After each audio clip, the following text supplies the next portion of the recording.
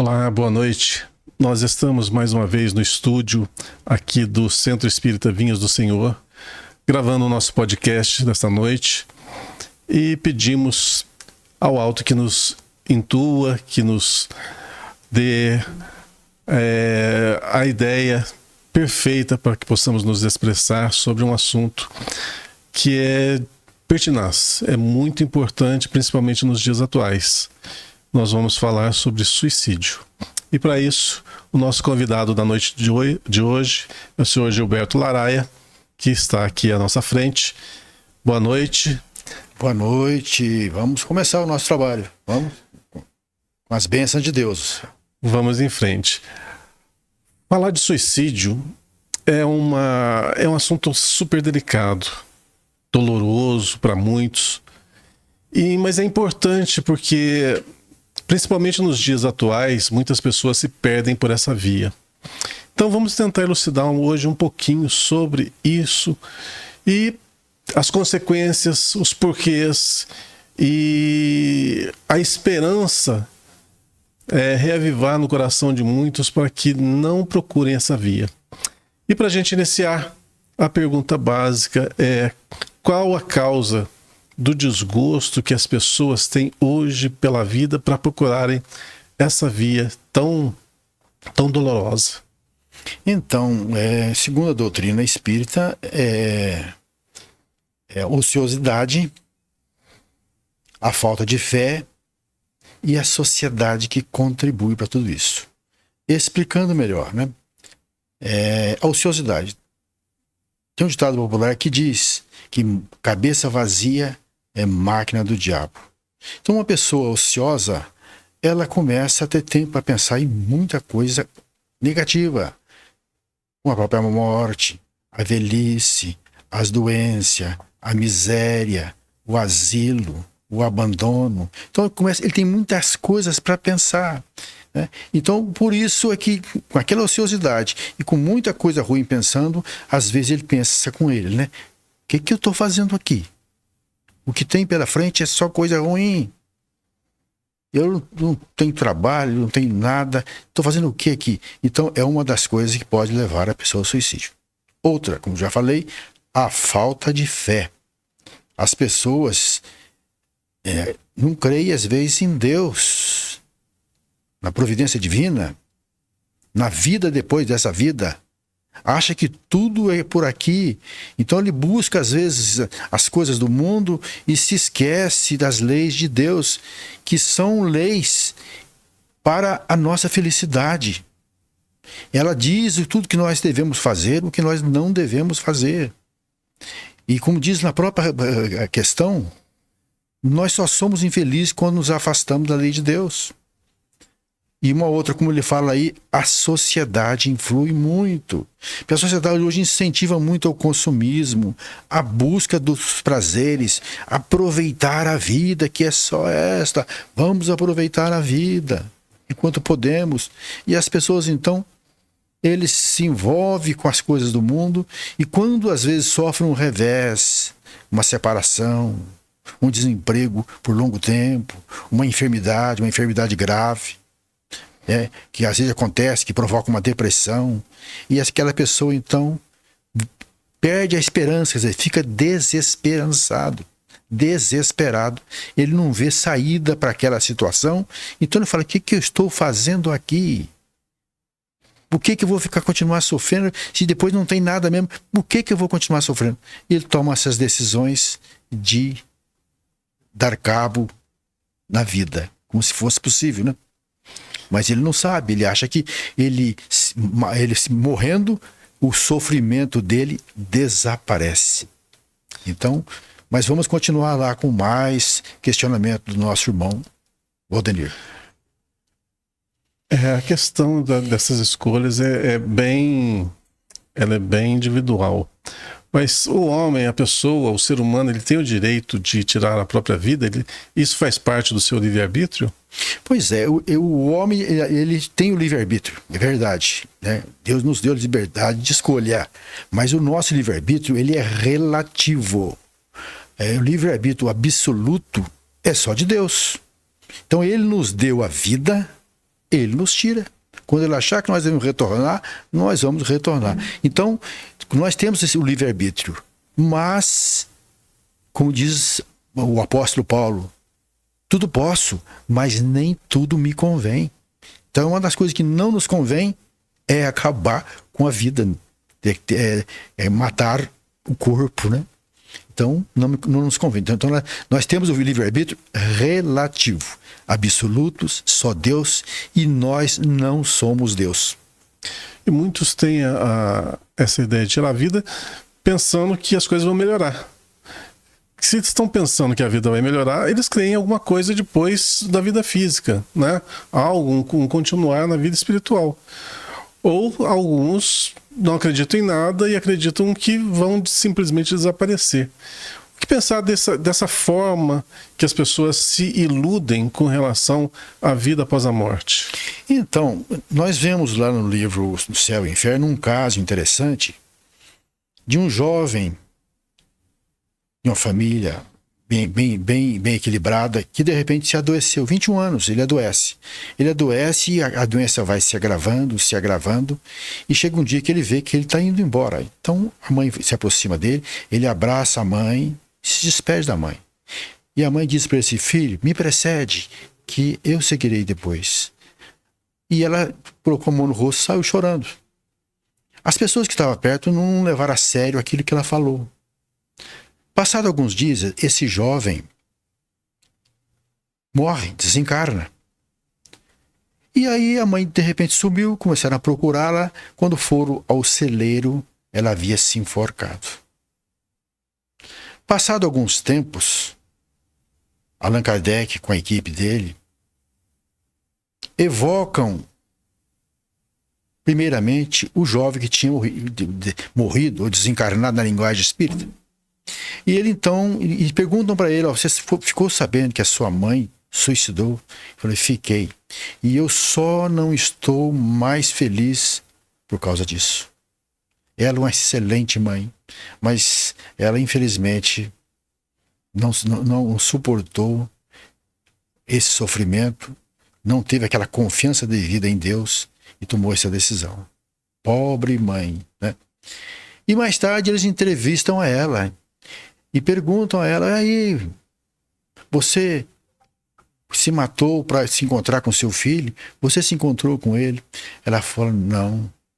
O meu filho, muito provavelmente, eles devem ter levado ele para uns locais de luz e eu estou aqui nas trevas. Não encontrei meu filho. Então, eu sei que eu cometi um ato errado. Mas aonde está Deus? E ela começa a se revoltar contra Deus, né? Eu tive essa criança 9 meses no meu ventre. Eu cuidei dele, eu amamentei, ensinei a andar, ensinei a falar. Agora Deus me leva o meu filho e me deixa só. Onde está o meu filho, né? Eu quero meu filho, eu tenho direito a ele. E aí os evocadores começam a falar com ela, aconselhá-la, que ela não pode se blasfemar contra Deus, né? Porque o filho dela continuava vivo e ela não tinha merecimento para encontrá-lo, pelo menos por enquanto. Mas se ela se arrependesse, se ela pedisse ajuda ocorreria e no futuro eles poderiam se encontrar. Então vejam que as pessoas acham que de repente vão morrendo, suicidando, vão encontrar com um amado do outro lado, com um ente querido do outro lado. Lê do engano. Quando nós violamos a lei de Deus, nós sofremos as consequências. Mas Deus é Pai, Deus não dá uma pedra para aquele filho que pede um pão. Então ele sempre dá condições de mesmo suicidas se recuperarem e encontrar mais à frente os seus amados. É uma coisa que leva a esse tipo de atitude é o desconhecimento das leis, né? E uma das coisas no Espiritismo que a gente foca muito é justamente em esclarecer com relação ao suicídio, para que as pessoas evitem esse ato drástico, né?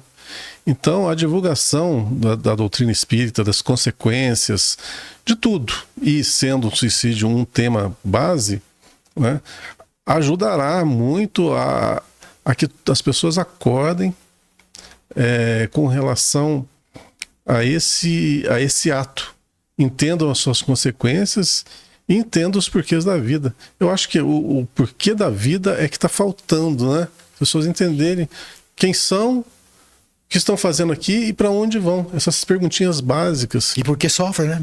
E por que sofre? E por que sofre? Acha que o sofrimento é um castigo de Deus, e o sofrimento, ele é um meio de fazer a gente acordar, um meio de a gente evoluir e resgatar as faltas, às vezes, do passado, de outras vidas, né? Então, é isso mesmo. O Espiritismo, ele é uma bênção na nossa vida, porque, como você já disse, ele nos diz quem somos nós, de onde nós viemos, por que estamos aqui, por que sofremos e para onde iremos quando tudo isso terminar.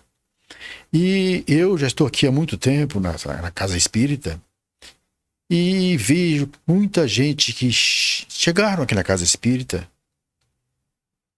sem conhecimento da parte espiritual e se interessando, ficando, aprendendo, mudaram seus comportamentos. Muitos chegaram aqui, fumavam desbragadamente, né?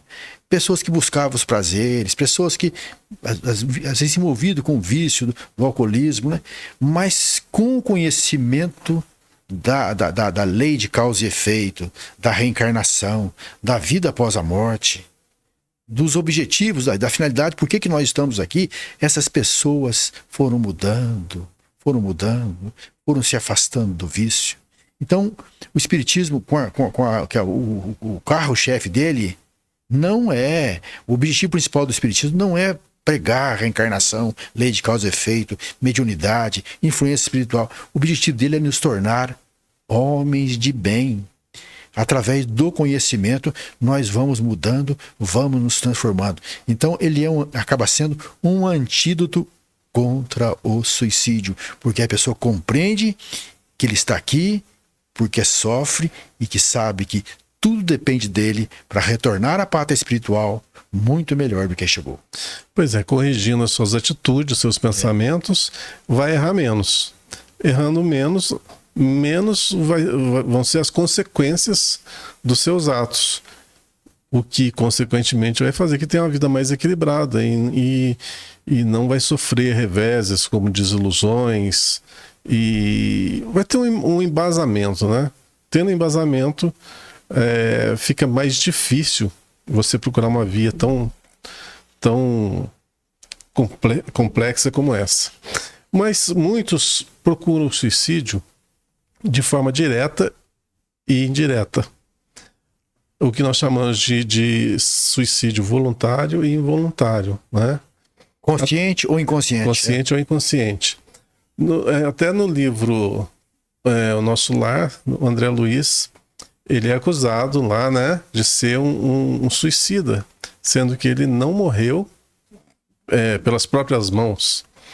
Gostaria que você falasse um pouquinho sobre isso, esses dois tipos de suicídio, consciente e inconsciente. O suicídio consciente ou voluntário, a pessoa, ele, vamos dizer assim, ele dá tempo dele refletir, dele pensar, né, o que ele vai fazer, como que ele vai cometer o autocídio, né?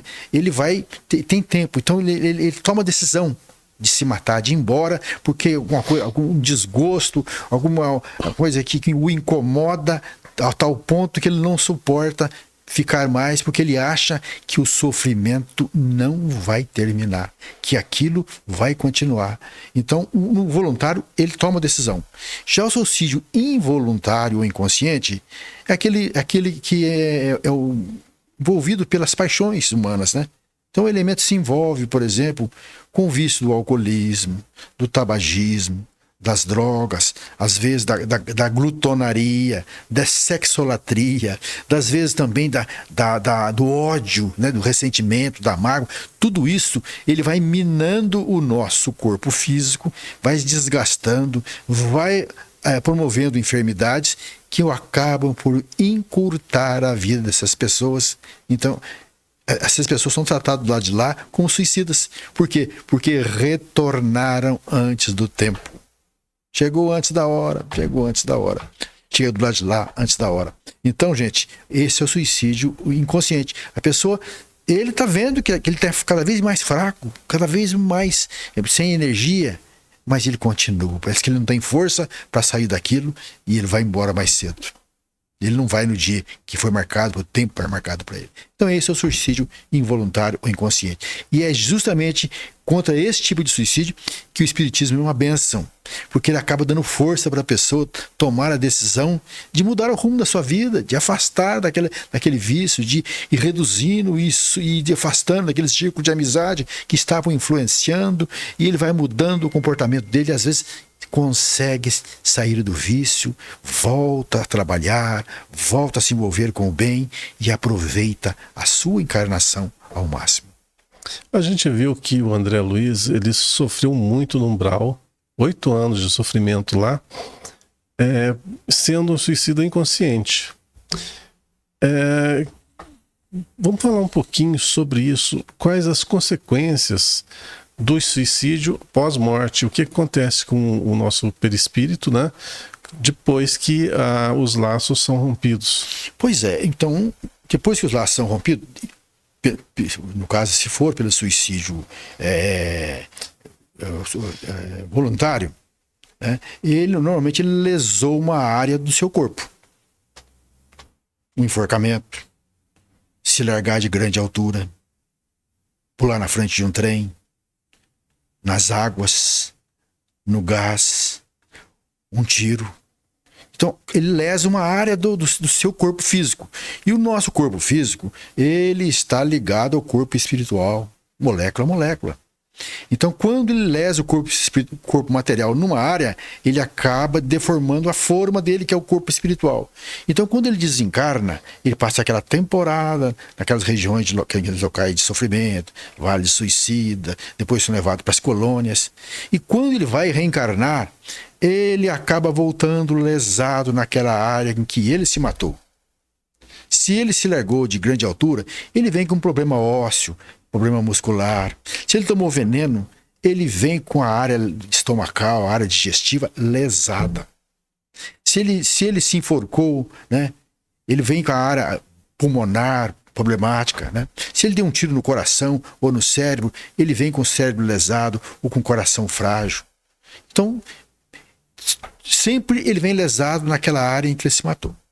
Agora, o elemento que cometeu um suicídio involuntário, a mesma coisa, ele acaba porque ele lesou o fígado dele, ele lesou às vezes o pulmão dele por causa do tabaco, né? Ele lesou o cérebro por causa da droga. Então ele vai voltar numa condição nessas áreas lesada. Culpa dele próprio, culpa não, responsabilidade dele, a escolha foi dele. Então ele vem lesado. Ele vem com um corpo mais frágil. Às vezes nós vemos pessoas nascer, né, com problemas mentais, com problemas cardíacos, com problemas digestivos, com problemas de locomoção. A gente fala, poxa, mas como é que Deus me cria um filho dessas condições? Aquilo lá é consequência das suas reencarnações. Então, por isso é que nós devemos aproveitar o máximo, cuidar. O nosso corpo ele é temporário, ele envelhece, com o tempo ele perde o tônus vital e ele vai parar de funcionar e nós saímos dele. Mas enquanto nós estivermos aqui, vamos fazer o máximo para cuidar dele. Como diz Chico Xavier, já que estamos aqui, vamos ficar o máximo tempo que der para aprender, para ensinar, para servir, para evoluir. Então, por isso é que nós devemos fazer aquele maior esforço para nos manter dentro das leis de Deus. Porque as leis de Deus são sempre para o nosso bem. É verdade que o suicida, quando ele comete esse ato, ele passa para outra dimensão, ele ainda fica preso ao corpo de carne por um determinado espaço de tempo? Sim, suicidas, e às vezes muitas pessoas que são materialistas também, mas suicida, muitos deles narram isso. A gente pegar naquelas 9 narrativas ali que tem no livro Céu e Inferno, nós vamos ver Espírito falando, né? Por exemplo, no primeiro caso ali, tem um elemento que ele salta de uma torre lá na França, a Torre Francisco I, e quando ele é entrevistado 6 anos depois, olha, 6 anos depois, que ele é evocado e ele dá sua comunicação, ele fala que ele se via caindo daquela torre, esborrachando nas pedras, incessantemente. E nós vemos pessoas que narram, espíritos que narram, que ficam com aquela situação, quando ele dá um tiro, por exemplo, no ouvido. Aquele momento do tiro, aquilo fica ecoando na mente dele, ideia fixa. Então eles ficam muito tempo até que mereçam ser socorridos. Tanto que a grande maioria deles, todos eles, quando dão as suas comunicações, eles pedem prece.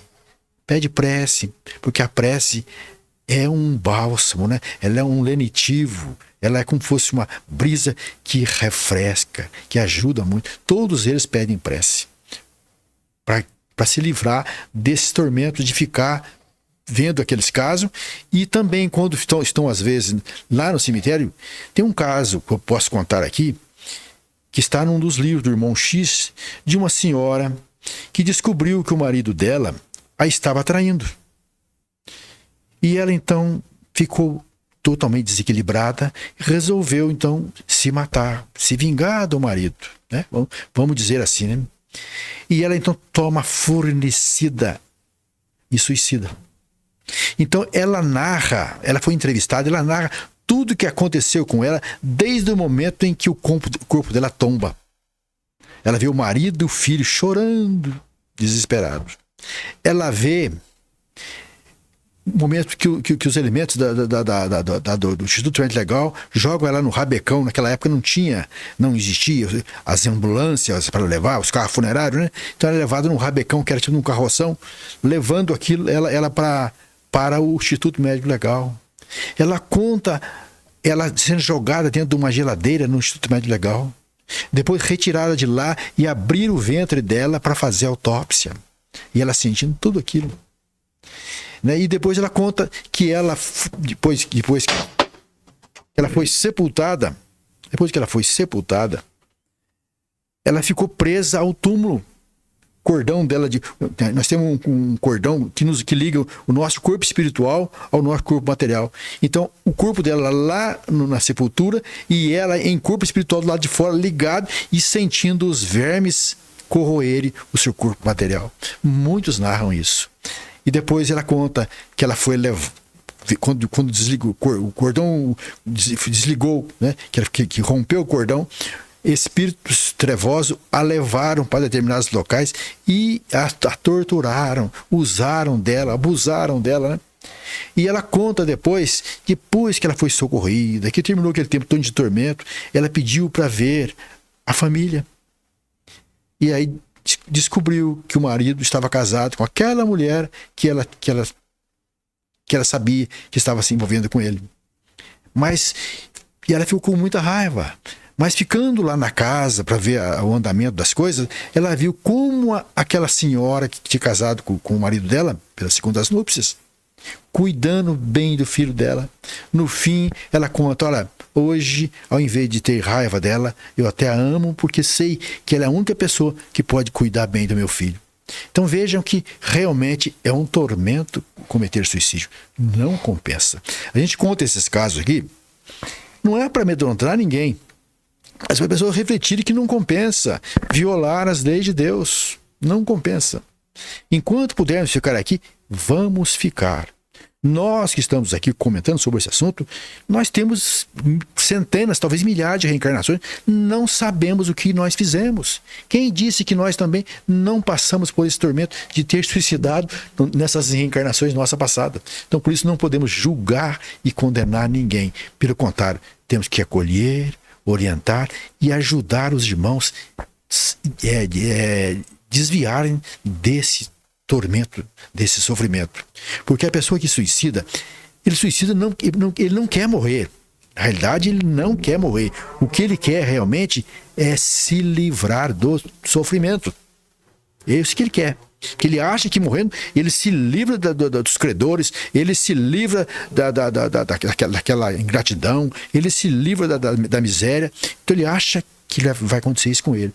E isso vai acontecer o seguinte: além do sofrimento que ele está passando hoje, ele vai ter muitos outros sofrimentos, porque ele vai passar por tormentos por um determinado tempo até se merecer ser socorrido. Então, gente, a história é essa. Essas coisas realmente acontecem.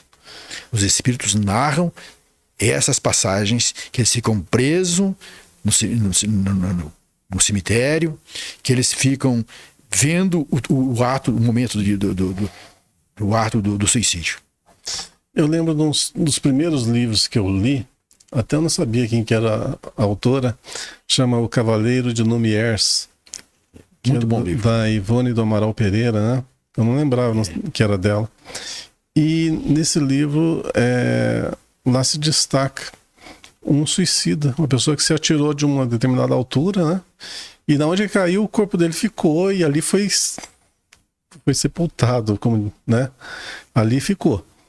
E conta que ele não conseguia livrar-se primeiramente do corpo. Ficou preso muito tempo junto ao corpo. Com o passar dos anos, ele começou a ter uma certa liberdade. Ele conseguia se afastar alguns centímetros, depois alguns metros. E decorreu 50 anos, se não me falha a memória, para que ele pudesse largar aquele lugar onde que ele estava. Então pensa bem que coisa, que sofrimento enorme, né? E que tempo perdido. Imagina você utilizar 50 anos da sua vida trabalhando, aprendendo e ajudando o próximo, construindo uma vida digna, e você larga a mão de tudo isso para ficar preso num ato translocado que só vai te trazer sofrimento. Então, olha só, o que as pessoas pensam que vai acontecer depois da morte? O que eles pensam? Se livrar da vida, se livrar do sofrimento, desaparecer? Qual que é a ideia que as pessoas têm com relação a isso? Pois é exatamente isso. A pessoa que não tem nenhum conhecimento da parte espiritual, né? Que ele acha que, influenciado às vezes até pela mídia, né? Que não tem nada, que morreu, acabou, né? Ele acha que não tem nada, né? Outros acreditam que vão para o céu, ou que vão para o inferno, ou que vão para o purgatório, né? Mas essa pessoa não tem, porque todas as religiões falam que existe alguma coisa depois da morte, mas elas param ali. A única doutrina que realmente explica o que ocorre depois é o Espiritismo, através da mediunidade. Através dos médiuns, espíritos vieram narrar o que aconteceu com eles depois, como está a situação deles depois, né? Então, a realidade é essa. A gente tem que aproveitar a nossa passagem aqui pela Terra para vivenciar o melhor, né? Para botar em prática aquilo que nós estamos aprendendo na doutrina. Mas muita gente não sabe disso. Grande parte da sociedade não sabe disso. As pessoas não se envolvem com a espiritualidade. Vivem, eles comem, eles trabalham, eles dormem, eles se procriam, né? Mas fica só nisso. E às vezes, quando passam por tormentos, tomam essa decisão terrível, né? Que é o suicídio. Pois é. Essa ideia de que a morte vai se livrar vai se livrar do sofrimento é uma mera ilusão. Mera ilusão. Toda ilusão gera uma desilusão. Isso é fato. Depois que esse processo acontece, o indivíduo suicidou, teve todo o processo de socorro posterior que ele teve, mas na sua consciência vai ficar lá um sentimento de culpa. Depois de cair a ficha, né, vai ficar um sentimento de culpa. Como lidar com esse sentimento de culpa? A gente sabe que a culpa, ela piora o quadro, né? Piora muito o quadro. E o que a gente sempre aconselha no centro, por exemplo, errou, assume, mas não se puna, né? Assume e tenta retificar a caminhada.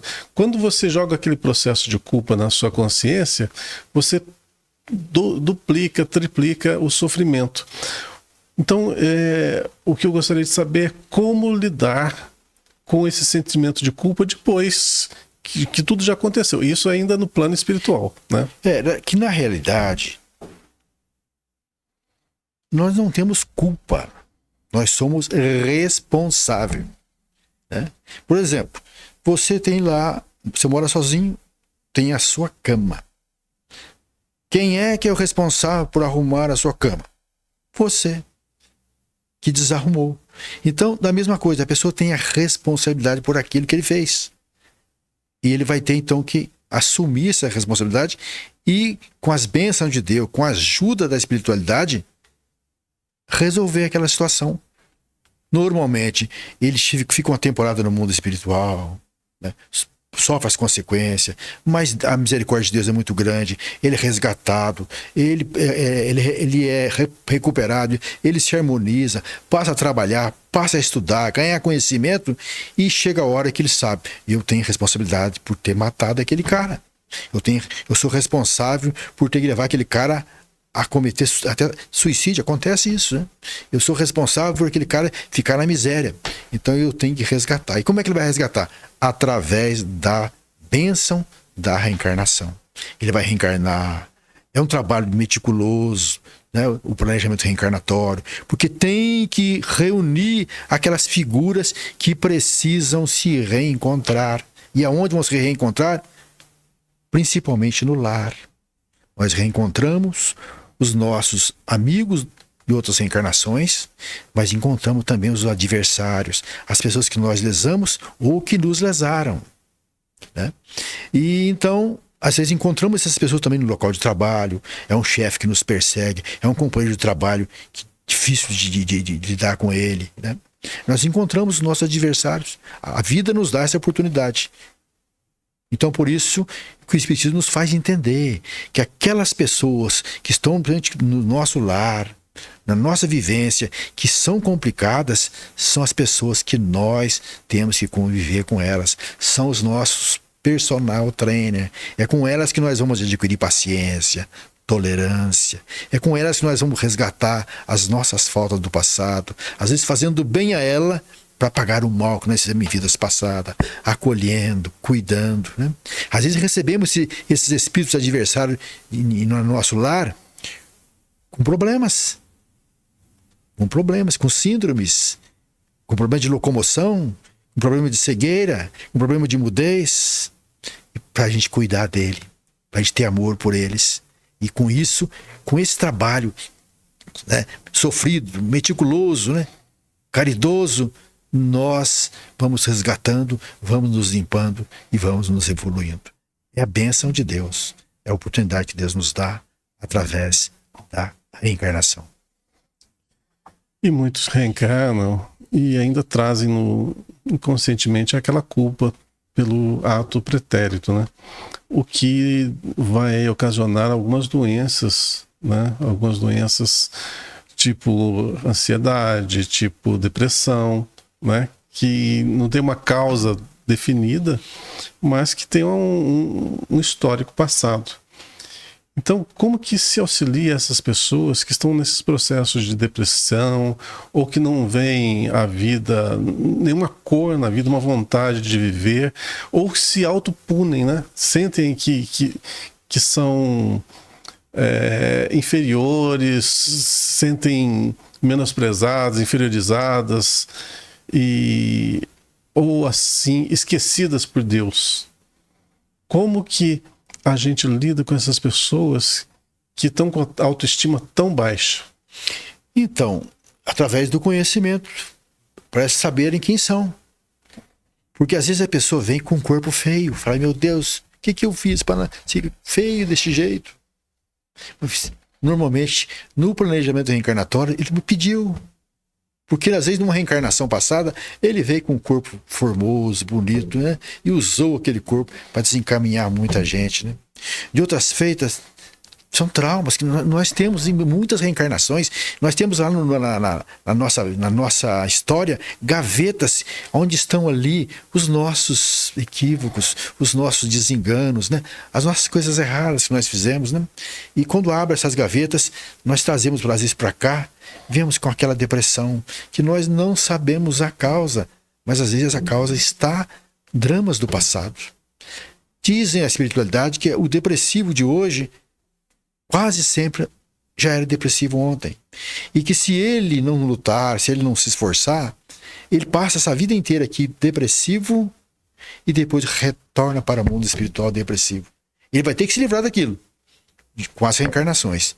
Agora, se ele se esforçar, por exemplo, fazendo bem, procurando servir, né? Procurando usar as mãos. Hoje se aconselha muito a laborterapia para curar a depressão, que só os remédios não bastam, né? E as pessoas que estão em volta do depressivo devem procurar ajudar de alguma forma, convidar para fazer alguma coisa, para fazer um alimento, para fazer uma caminhada, né? Para ir até uma instituição religiosa, seja ela qual for. Fazer com que aquela pessoa tenha vontade de colocar uma roupa boa, de tomar um banho, de se alimentar corretamente. Então, procurar ajudar essas pessoas. Porque eles estão junto de nós, não é por acaso. São pessoas da nossa história. Então, nós temos que procurar ajudar. Então, quando as pessoas estão nessas condições, o que nós devemos aconselhar? Primeiro, médicos, psicólogos, né?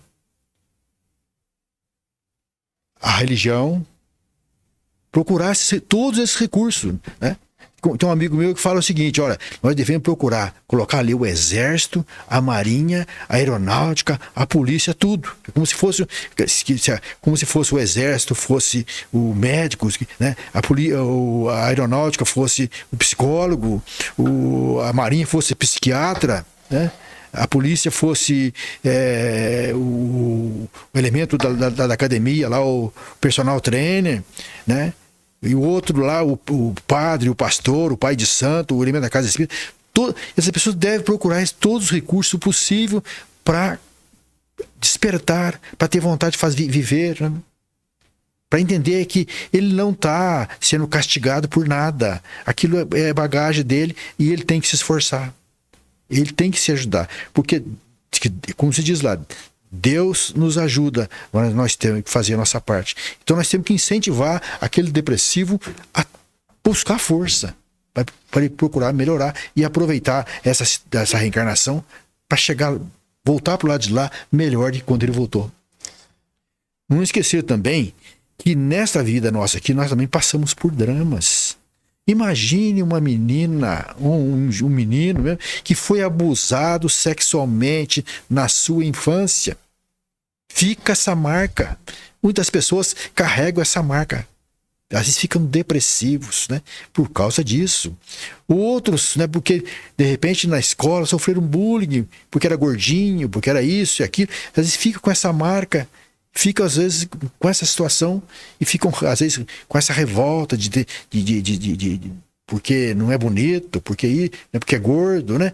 E não se conforma com o que ele é, com o corpo que ele tem, com a situação social que ele nasceu, com a família que ele nasceu, e fica nessas condições.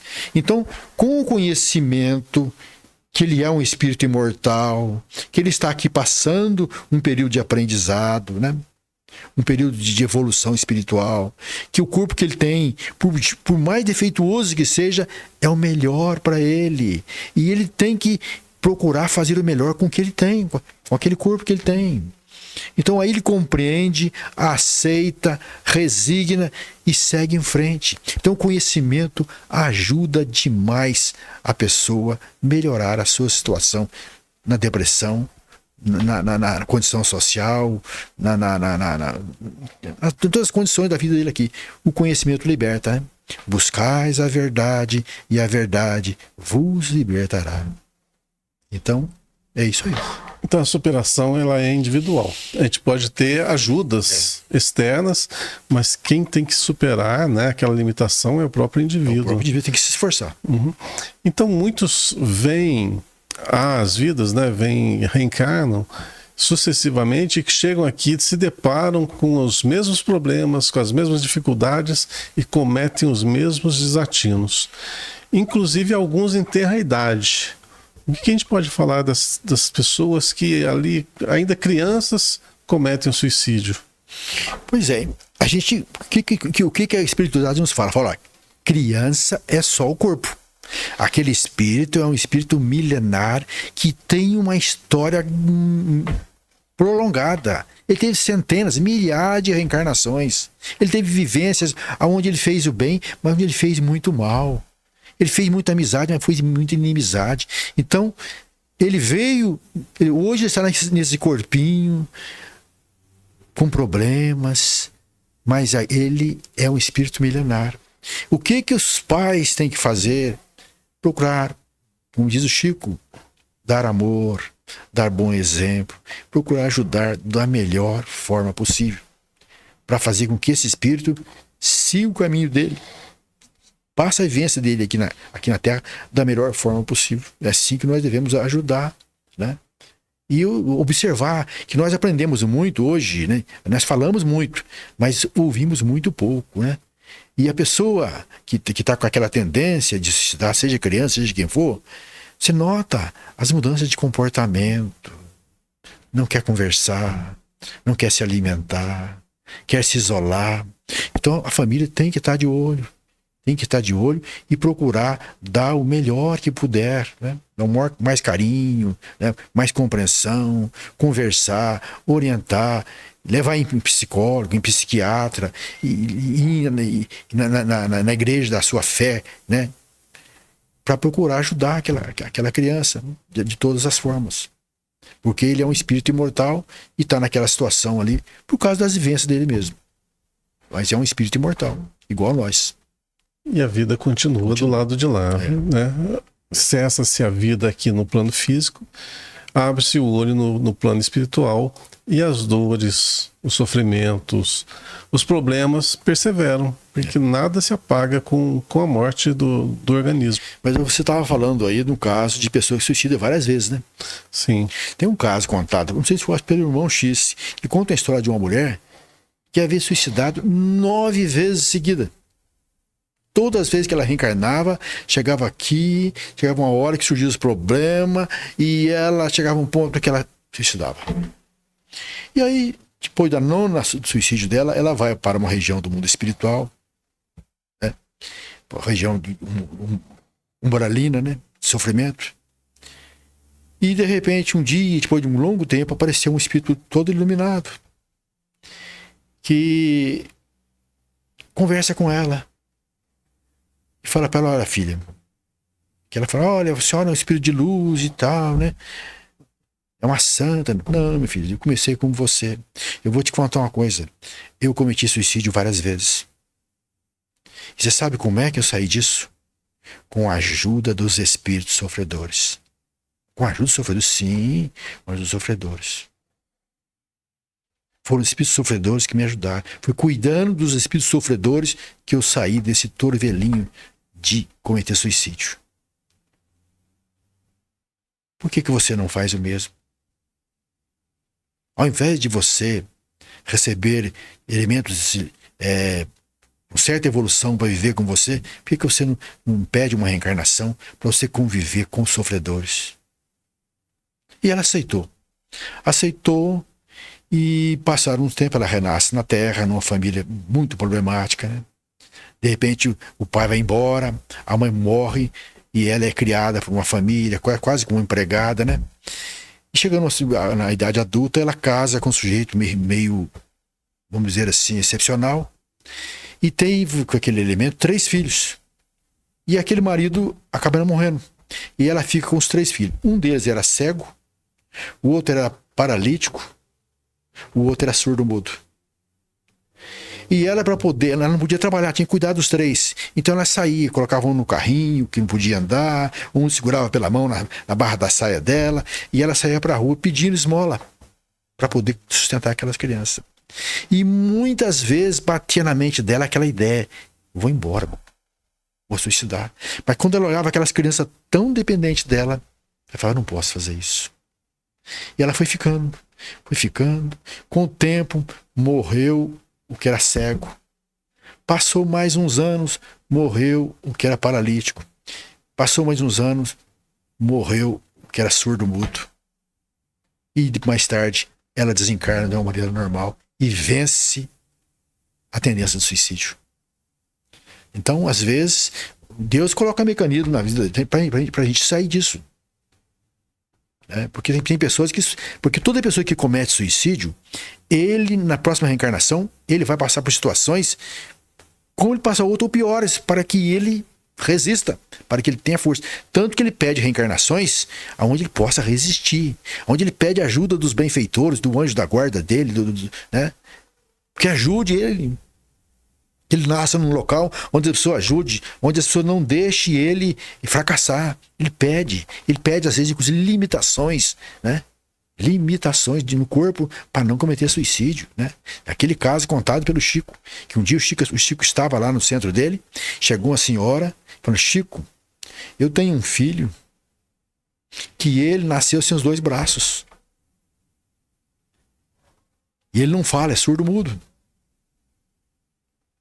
E agora, Chico, apareceu uma doença nas pernas e o médico diz que vai ter que amputar as 2 pernas dele, Chico. Aí o Chico, o Emmanuel aproximou: Chico, esse garoto é suicida continuado.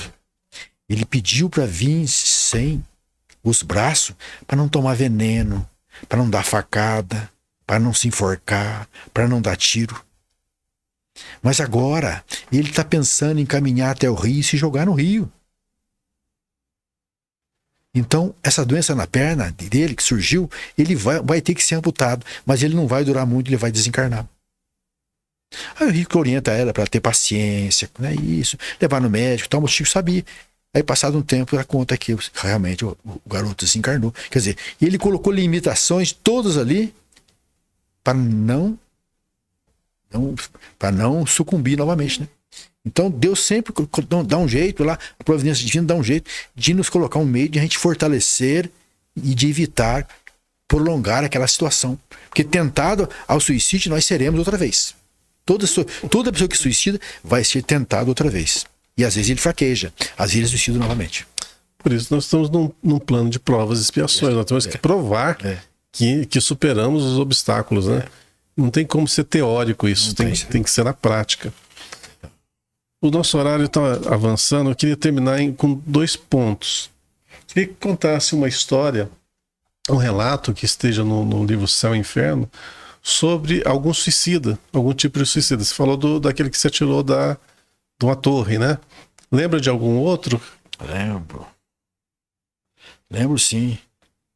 Então, tem lá aquele caso também da prespontadeira de Butina, Luiz e a prespontadeira de Butina. O que é o prespontador? Eu lembro que eu tinha um tio que era prespontador. O prespontador é aquele elemento que recebe os sapatos cortados e ele então costura aquele sapato, monta o sapato para que um elemento que vai colocar a sola. Então a função dele é montar o sapato. Eu lembro que um tio meu fazia esse serviço. Quando o Pouso Alegre tinha muita fábrica de sapatos. Faz sapato, sapatão. Hoje não tem mais.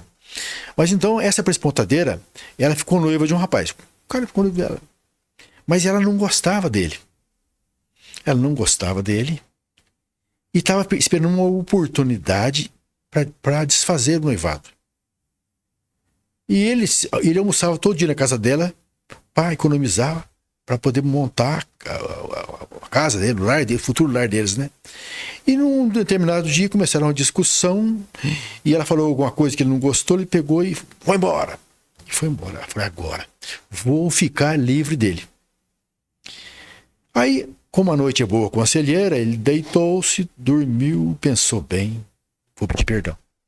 Foi lá, bateu na porta para pedir perdão. Bateu, chamou, ela não abriu. Aí, num outro dia, passaram mais uns dias, ele voltou lá. Foi lá, chamou, pediu perdão e ela não abriu a porta.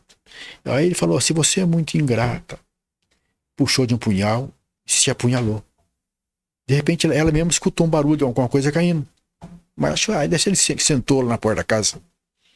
Aí passou alguém, viu o cadáver ali, né? E começou a gritar, e apareceu pessoas. Bom, no final, ele morreu. Ele se suicidou. Ele é entrevistado no mundo espiritual, é evocado. Então ele conta, né? Aí entrevistei ele se ele suicidou porque ele planejou suicidar. Falou: não, infelizmente eu fiquei tão revoltado na porta da casa dela que eu tomei essa decisão, assim, de momento cometi essa besteira. Estou arrependido, não devia ter feito isso, porque ela não gostava de mim. E aí o cara disse: ela gostava dela? Era paixão somente. Mas ela não é má. Ela tem responsabilidade porque ela me enganou, ela me iludiu. Mas ela não é má. Né? Então, o guia espiritual fala que realmente ela tem responsabilidade. Não é muito grande, mas tem responsabilidade. E ele, porque cometeu um ato, um desatino assim, de desequilíbrio momentâneo, a pena dele não seria muito alta. Ele não ia passar muito tempo sofrendo aquela situação. Então, ele tem muitos casos, né? Tem um caso de um sujeito rico, né? Esse sujeito era muito rico. E quando ele chegou a uma certa idade da vida dele, ele perdeu todo o patrimônio. Falta de gerência, falta de administração, perdeu tudo. E ele viu que não tinha chance nenhuma de recuperar. Aí ele que planejou, pensou como é que ele ia fazer, e um dia, no quarto dele, ele se suicida, enforcado. Então ele é entrevistado, e depois ele conta que era o quarto suicídio dele. Ele, mais uma vez, ele estava arrependido, pedia a Deus que tivesse misericórdia dele, e desse para ele uma condição para ele ter força para vencer o suicídio. Então tem muitos casos, são 9 casos, né? Fora outros casos que a gente conhece. Né? Tem casos que a pessoa depois se arrepende de ter cometido suicídio porque o que ele pensava que ia acontecer, não aconteceu. Tem um caso de um sujeito, eu acho que eu já contei aqui, que ele era um garoto, namorava uma menina muito bonita. A menina chamava Cecília, eu lembro bem o nome dela. Mas a Cecília era pobre e a família dele era rica. Quando a família viu que ele estava muito apegado um ao outro, os pais: nós precisamos separar esse casamento, que senão vai dar casamento. Essa menina é um pé rapada. Ela não tem nada. A nossa família é uma família rica. Vamos dar um jeito de tirar esse menino do rumo dela, da frente dela. Chamaram ele e falaram: olha, filho, você vai, vou mandar você para estudar em Portugal. Você vai fazer direito lá na faculdade de Coimbra, vai ficar por lá. A hora que você se formar, você volta, mas você vai ter que estudar lá. Estudo lá é melhor, né? E ele, a paixão dele é aquela menina. Falou: não vou. Eu não vou, me mato, mas não vou. E ele comete suicídio. Comete suicídio, vai para o mundo espiritual. Passa todas aquelas situações que nós conhecemos, né? Um grande período ali preso ao corpo, vendo aquele momento que ele se mata, tudo aquilo que nós já conhecemos que acontece com o suicídio, ele passou.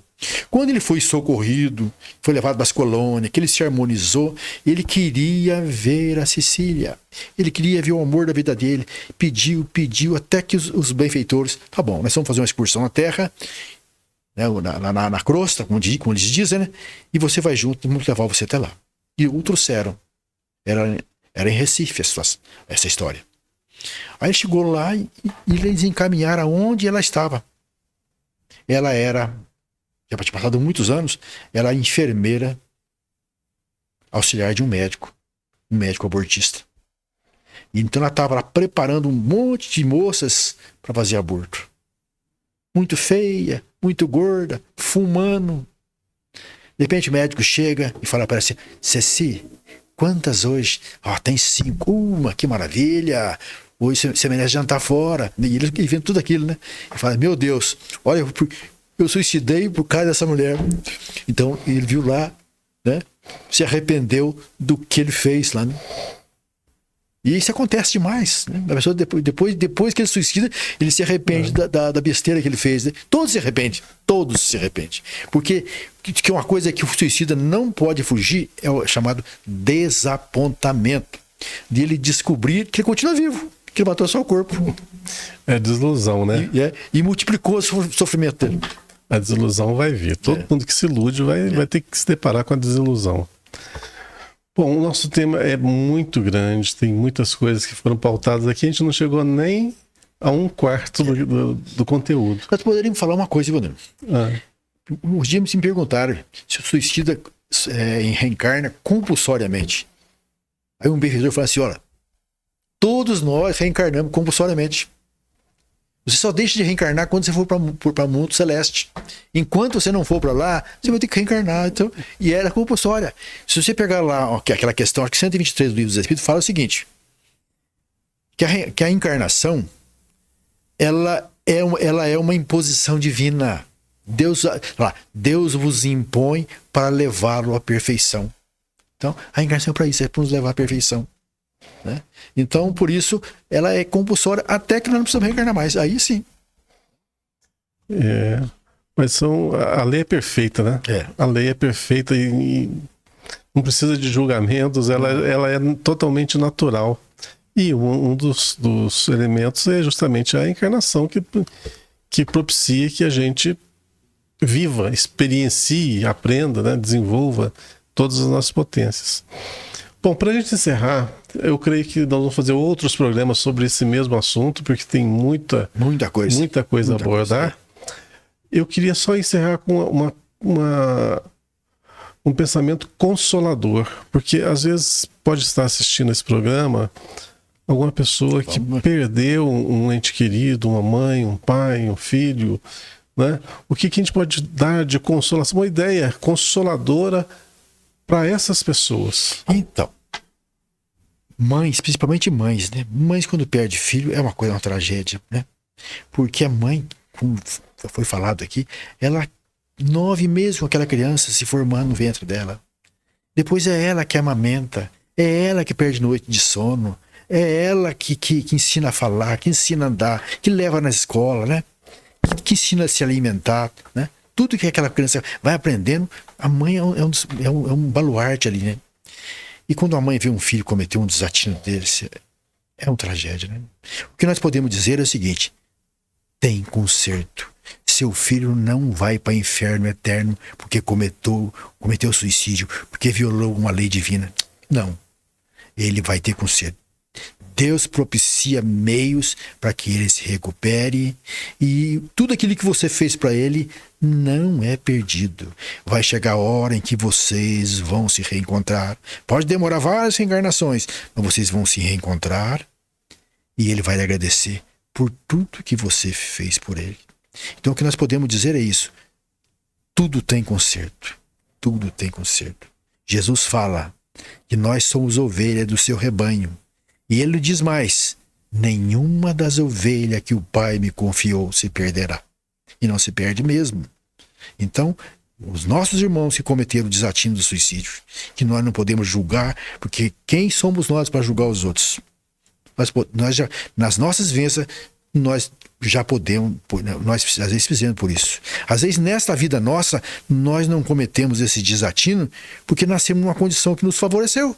Uma família que nos favoreceu, uma condição social que nos favoreceu, com um corpo que nos favoreceu, com a saúde que nos favoreceu. Então por isso não podemos julgar. Mas o que nós podemos dizer é isso: mães, seu filho vive. Ele se lembra de você. E o que você pode fazer por ele, e o que todos nós podemos fazer pelos os que passaram para a pátria espiritual mediante suicídio, é orar por eles. Dizer a ele do fundo do nosso coração: fulano, Deus te abençoe. Você vai ser socorrido, você vai ser harmonizado, você vai crescer espiritualmente, você vai um dia atingir aquele determinismo divino de habitar os mundos celestes. Deus te abençoe. E a gente sabe, nós temos aqui no centro a nossa reunião mediúnica de quinta-feira, e a gente sabe de um caso de uma moça que suicidou. E eu pedi a intercessão por ela, sabe? Para que os espíritos ali, trabalhadores da casa, pudessem ajudar. E não vou contar detalhes do ocorrido, não. Mas eu só queria salientar o seguinte: como que eles se prestaram a esse serviço. Como que se voluntariaram de uma forma organizada para socorrer essa pessoa. Então, além, né, de todos os mecanismos, a solidariedade no plano espiritual, que vão estar ali praticamente vigiando. Eu acho que a palavra certa é essa: vigiando aquela pessoa, protegendo-a dentro do possível. Que há uma certa limitação no atendimento, mas que todos aqueles que podem estar passando por processos difíceis em regiões umbralinas, sempre terá alguém ali a lhe apoiar. Lembrando de novo o nosso lar, né? Que quando André Luiz cai em si e pede socorro, imediatamente aparece ali o Clarencio. Ele pergunta: onde você estava todo esse tempo, né? Olha quanto tempo eu estou sofrendo. E o que ele respondeu? Que estava do lado dele. Você que não me via. Exatamente. Então nós temos todo esse socorro, todo esse amparo, mas os passos, quem dá somos nós, né? Mas à medida que te dá o primeiro passo, já vem alguém ali e te ajuda a caminhar, né? Então, os Espíritos nos ensinam que Deus colocou ao nosso lado um Espírito benfeitor, que as igrejas chamam de anjo da guarda. E a doutrina espírita nos fala lá, no capítulo lá do livro dos Espíritos, que fala sobre os anjos guardiões, né? Nos fala que é o primeiro elemento que nós temos que pedir socorro. Meu benfeitor, me ajuda, me dá uma intuição para que eu possa achar um caminho, achar uma solução. É o primeiro que nós temos que pedir ajuda. É o primeiro. Então, não nos falta ajuda. Além desse, quantos outros amigos que nós temos do lado de lá que estão torcendo por nós, aqueles espíritos que avalizaram a nossa encarnação, que prometeram nos seguir e nos ajudar. Nós temos muita gente para nos ajudar. Então, não podemos desesperar de jeito nenhum. Né? Às vezes você encontra espírita falando: poxa, eu sei que suicidar é um crime, que né, ninguém morre, mas a gente com esse mundo aqui fica revoltado. Meu irmão, relaxa. Nós temos só alguns milênios pela frente. Um dia nós vamos ser espíritos puros, vamos habitar os mundos celestes. E aí, pronto. Então, vai, continua. Se envolva com o bem. Se envolva com o bem. Combata o bom combate. Não resista ao mal. Tudo aquilo que Jesus nos ensinou. Todo aquele que me segue jamais andará em trevas. Eu sou o caminho, a verdade e a vida. Ninguém vem ao Pai a não ser por mim. Então, Jesus é o nosso modelo e guia. Vamos em frente. E ninguém está só. Ninguém está só. Ninguém está só. Bom, com essa mensagem consoladora, nós vamos encerrando o nosso podcast dessa noite, fazendo votos de muita paz a todos aqueles que estão aí a nos assistir, àqueles que, infelizmente, perderam algum ente querido pelo suicídio, que tenham essa frase sempre em sua mente, ó: esse sofrimento que hoje é atroz, difícil, vai passar. Alívio sempre vai ter pessoas consoladoras ao lado para ajudar. Mesmo que o fardo pareça ser muito pesado, alguém vai ajudar-lhe a sustentar e a caminhar. Tenham confiança. Em breve nós retornaremos com esse mesmo assunto, sobre o suicídio, abordando outros pareceres que não foram possíveis na noite de hoje. Faço votos de muita fé, muita paz e que Deus abençoe a todos nós.